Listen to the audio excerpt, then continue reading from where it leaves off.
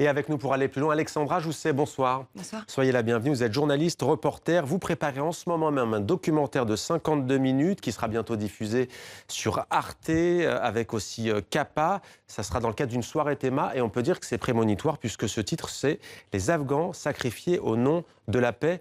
Vous aviez vu sentir venir cette situation. On parlait d'un accord historique quand on voit ces images et les talibans qui jubilent, on en est loin. On en est loin de l'accord. C'est quand même assez historique parce que les Américains disaient qu'ils avaient gagné la guerre et qu'ils avaient battu les talibans en 2001. Donc de les voir aujourd'hui négocier et rendre le pays aux talibans, c'est quand même assez historique. Donc c'est plus un accord de désengagement au fond des troupes américaines. C'est pas un accord de paix. Tout le monde aujourd'hui, on fait très attention à ne pas utiliser le mot d'accord de paix. C'est un accord en vue de la paix et la paix ne pourra être décidée qu'entre les Afghans. Les Américains aujourd'hui, ce qu'ils veulent, c'est retirer leurs troupes et c'est un peu l'obsession de Donald Trump. Et du coup, c'est à ça que servirait cet accord dans les 15 prochains mois. Mais pour autant, certains analystes disent que c'est même un accord, cet accord de désengagement américain, qui peut ouvrir la porte, je dis bien qui peut, à une nouvelle phase de guerre civile. Vous qui étiez en tournage encore récemment sur place à Wardak, notamment au port de Kaboul, c'est un scénario que l'on peut redouter?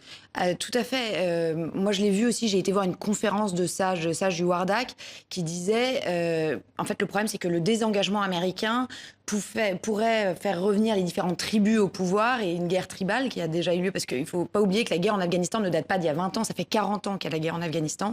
Et que sans les forces occidentales, c'est possible que la guerre civile renaisse. Parce que beaucoup de gens ne veulent pas que les talibans reviennent. Et aujourd'hui, d'ailleurs, le fait que le président Rouhani n'a pas encore promulgué la liste des gens qui vont aller négocier face aux talibans montre les difficultés qu'il y a en Afghanistan d'avoir un front uni face aux talibans. D'ailleurs, il vient d'être réélu et sa réélection est contestée par son adversaire Abdullah Abdullah. De nombreux Afghans restent traumatisés par le régime des talibans imposé de 1996 à 2001. Comment est-ce que vous avez senti cette population? Est-ce qu'elle a peur d'un retour éventuel de ce régime taliban? À Kaboul, oui. À Kaboul, c'est eux qui ont le plus profité de la présence occidentale pendant les 19 dernières années. Ils ont quand même une liberté de la presse qui est une très bonne presse. Les femmes ont plus de liberté d'avant, même si, rappelons-le, l'Afghanistan reste un des pires pays au monde où être une femme. Mais il y a quand même eu des progrès et aujourd'hui, ils se sentent abandonnés par les Américains. Mais c'est important de dire que beaucoup d'Afghans veulent le retrait des Américains. Le problème, c'est qu'ils veulent un retrait négocié et ils ne veulent pas que les Américains retirent leurs troupes avant qu'il y ait eu un accord entre les talibans et les Afghans. Et les représentants des talibans que vous avez rencontrés, que vous ont-ils dit? Alors eux, ils considèrent que c'est une victoire, c'est sûr, et eux, ils veulent un retrait le plus rapide possible des Américains parce qu'ils savent qu'ils ont le pouvoir, en tout cas le pouvoir militaire, et qu'eux, ils sont dans une phase d'ascension et qu'ils gagnent de plus en plus de terrain, donc sans... Et d'ailleurs, pardon de vous couper, Alexandra, mais de quel taliban parle-t-on? Parce que ça a parfois surpris en Occident, on entend parler de talibans modérés. Vous avez rencontré lesquels? Les talibans tendance historique pure et dure ou les modérés?